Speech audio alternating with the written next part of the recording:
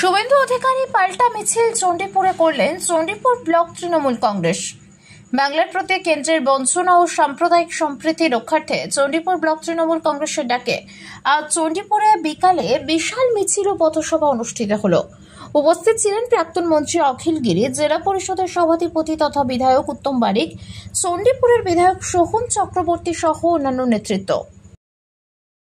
তারা কিভাবে নিজের মুষ্টির মধ্যে করবেন, কিন্তু তারা ভুলে যাচ্ছেন এটা গণতন্ত্রের বাংলা, যার গোটা বাংলাকে পাহারা দিচ্ছেন আমাদের নেত্রী মমতা বন্দ্যোপাধ্যায়। তাই আমাদের প্রাণ যাবে, আমাদের রক্ত যাবে, কিন্তু আমাদের গণতান্ত্রিক পদ্ধতিকে তার বিরুদ্ধে আমরা যে গণ আন্দোলন মমতা বন্দ্যোপাধ্যায় নেতৃত্বে শুরু করেছি, আমাদের অনশনে বসছিল। তাহলে 10 বছর যে পূর্ব মেদিনীপুর জেলার সমস্ত ক্ষমতায় ছিলেন, আপনার 100 দিনের টাকা যদি তৃণমূল কংগ্রেসের পকেটে যায়, তাহলে ওই ডাকাতটাকে আপনি জিজ্ঞেস করলেন না কত টাকা তার পকেটে গেছে? ওই ডাকাতটাকে আপনি জিজ্ঞেস করতে পারলেন না কত টাকা গেছে? সে সাহস আছে? 2021 বিধানসভা নির্বাচনের পর থেকে আজ পর্যন্ত ত্রিস্তর পঞ্চায়েত ব্যবস্থা চলছে। দেখেন না শুভেন্দু অধিকারী কোথায় কোথায় কোটে যায়, কোথায় কোথায় যে কোনো উচিতে কোটে যাবে। বিধানসভার ভিতরে গাড়ি না ঢুকতে দিলেও কোটে গিয়ে বলবে আমার গাড়ি ঢুকতে দিচ্ছে না। কি লজ্জা! গাড়ি আমার কোটে ঢুকতে দিচ্ছে না, বিধানসভার ভিতরে কোটে গিয়ে বলবে। তাহলে মেদিনীপুর জেলায় কোনো পঞ্চায়েত যদি চুরি করে, পঞ্চায়েত সমিতি, জেলা পরিষদ, বিধায়করা যদি তৃণমূল কংগ্রেসের চুরি করে, হয়তো প্রশাসন আপনাদের কথা শুনছে না, তাহলে আপনি কোর্টে যাচ্ছেন না কেন বন্ধু? আপনি কোর্টে যাচ্ছেন না কেন? তার মানে আপনি চলে যাওয়ার পর তৃণমূল কংগ্রেস মেদিনীপুর জেলায় ডাকাত মুক্ত হয়েছে। আপনি ছিলেন ডাকাত তৈরি করার ফ্যাক্টরি কারিগর, আপনি ছিলেন ডাকাতের সর্দার। দায়িত্বের সাথে বলছি, পুজোর পরে প্রকাশ করব যে পঞ্চায়েতগুলো বিজেপি পরিচালিত, যে পঞ্চায়েতগুলো ধিক্কার সভাতে একেবারে সতর্কে ঘোষণা করেছেন যে পূর্ব মেদিনীপুর জেলার 16টি বিধানসভায় তিনি জিতছেন, এরকম একটা আশা করছেন তারা। দেখুন, সে তো গতবারও তাদের স্বরাষ্ট্রমন্ত্রী এসে বারবার বলেছিলেন, প্রধানমন্ত্রী এসে বারবার বলেছিলেন যে আপকি বার 200 পার, কিন্তু বাংলার জনগণ দেখিয়ে দিয়েছেন যে আপকি বার 200 পার না, আগে আখরি বার পগার পার। তো পগার পার হয়ে গেছেন। তো সুতরাং এটা একটু কর্মীদের কি বলবো মনোবল কে তারা একটুখানি স্থির রাখার জন্য, কারণ কর্মীরাও তো বুঝতে পারছেন না যে তারা কি করবেন, কারণ তাদের নেতারা তারাও তো দেখছেন, তারাও তো বঙ্গবাসী, কিন্তু তারাও বুঝছেন যে তারা কিভাবে একটার পর একটা বাংলাকে কিভাবে তারা আক্রমণ করছেন, বাংলার মানুষকে তারা কথা দিচ্ছেন, কিন্তু তার কথার কোনো প্রতিফলন নেই বাস্তবে। তো সুতরাং তাদের মনোবলকে চাঙ্গা করে রাখার জন্য এই ধরনের কথা অনেক কিছু বলে, কিন্তু আখেরে আমরাও জানি, আপনারাও জানেন যে বাংলায় গণতন্ত্রের জয় হবে এবং গণতন্ত্রের নেত্রী হলেন মমতা বন্দ্যোপাধ্যায়।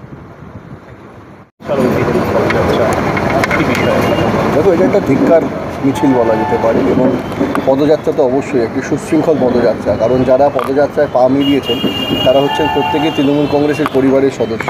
তো সুতরাং সুশৃঙ্খলা তো থাকবেই। আর বিষয়টা আপনারা প্রত্যেকেই জানেন যে নবী দিবসের ঠিক আগের দিনে যেভাবে বিজেপির তরফ থেকে একজন ব্যক্তি যেভাবে আমাদের মুসলিম সম্প্রদায়ের যিনি ধর্মগুরু তাকে যেভাবে কটূক্তি করেছেন অত্যন্ত কুরুচিকর ভাষায়, খুব স্বাভাবিকভাবে সেখানে একটি আবেগ প্রবণিত হয়ে তার এগেনস্টে আমরা স্টেপ নেওয়া হয়েছিল এবং তাকে থানায় দেওয়া হয়েছে, এবং সেই বিষয়ে এখন আইনানুগ প্রক্রিয়া চলছে। তো সুতরাং যেটা সাবজুডিস ম্যাটার হয়ে আছে, আমি খুব একটা তার বিষয়ে মুখ খুলব না, কিন্তু আমাদের অবাক লাগার বিষয় এটাই যে শুভেন্দু অধিকারী যাই বলেন না কেন, তিনি কোনো রকমভাবে সেই ছেলেটির বিরুদ্ধে কোনো স্টেপ নিলেন না, না ভারতীয় জনতা পার্টির তরফ থেকে কোনো স্টেপ নেওয়া হলো।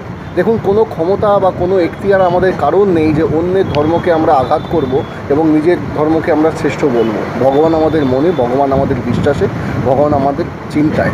তো সুতরাং এইটাকে মাথায় রেখে যদি আমরা চলি, কোনো ধর্মকে আঘাত করার কিন্তু কোনো এখতিয়ার আমাদের নেই, কারণ আমরা মনে করি, যারা আমরা বঙ্গবাসী, আমরা প্রত্যেকে মনে করি যে সবথেকে বড় ধর্ম হচ্ছে মানব জাতি, এবং সেই মানব জাতির ধর্মতে আমরা প্রত্যেকে বিশ্বাসী এবং গণতন্ত্রতে আমরা বিশ্বাসী। তো সুতরাং সেইভাবে তারই একটি ধিক্কার মিছিল, তার প্রতিবাদ হিসেবে।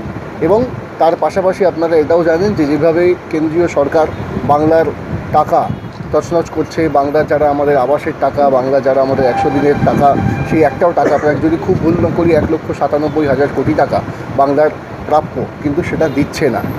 কিন্তু সেখানেও আমাদের বাংলার জননেত্রী, বাংলার দরদি নেত্রী, বাংলার মাননীয় মুখ্যমন্ত্রী মমতা বন্দ্যোপাধ্যায় তিনি কিন্তু তার একটার পর একটা প্রকল্প উন্মোচন করছেন শুধু একটাই লক্ষ্য নিয়ে, যাতে বাংলার মানুষ যাতে কোনো রকমভাবে কষ্টে না থাকেন। আমাদের এত কোটি কোটি টাকা, এত লক্ষ কোটি টাকা আমাদের পাওনা, কিন্তু তবুও নেত্রী ভাবছেন যে যেন উন্নয়নের ধারা যেন অব্যাহত থাকে। তাই আমাদের আরও একটা প্রচেষ্টা নেত্রীর ভাবনা থেকে তার উন্মোচন, তা হলো আমাদের পাড়া আমাদের সমাধান, যেখানে সরকারি প্রতিনিধিরা তারা প্রত্যেকে রয়েছেন, আসছেন, এবং সেই প্রত্যেকে পাড়াতে যারা থাকেন সেই সুধীজনরা তারা প্রত্যেকে তাদের যা ডিমান্ড, তাদের যা প্রবলেম তারা নিজেরা জানাবেন। সেখানে কোনো জনপ্রতিনিধিদের ওপর তাদের নির্ভর করতে হবে না, এবং প্রতি বুথ পিছু 10 লক্ষ কোটি টাকা করে 10 লক্ষ কোটি টাকা করে রাখা রয়েছে, এবং 80,000 বুথ 10 লক্ষ 10 লক্ষ টাকা। তো সুতরাং বুঝতেই পারছেন যে উন্নয়নের ধারা অব্যাহত রয়েছে, আগামী দিনে থাকবে। এবং আমাদের এই যে ধিক্কার মিছিল বারবার, যতবার বিজেপির হারমাত্রা, যতবার বিজেপি আমাদের বাংলাকে কুৎসা রটানোর চেষ্টা করবে, বাংলাকে দখল করার চেষ্টা করবে তৃণমূল কংগ্রেসের পরিবারের সদস্যরা, ততবার তারা রাজপথে নামবেন নেত্রীর ডাকে, ভারতীয় সাধারণ সম্পাদক অভিষেক বন্দ্যোপাধ্যায়ের ডাকে, তার সেনাপতি।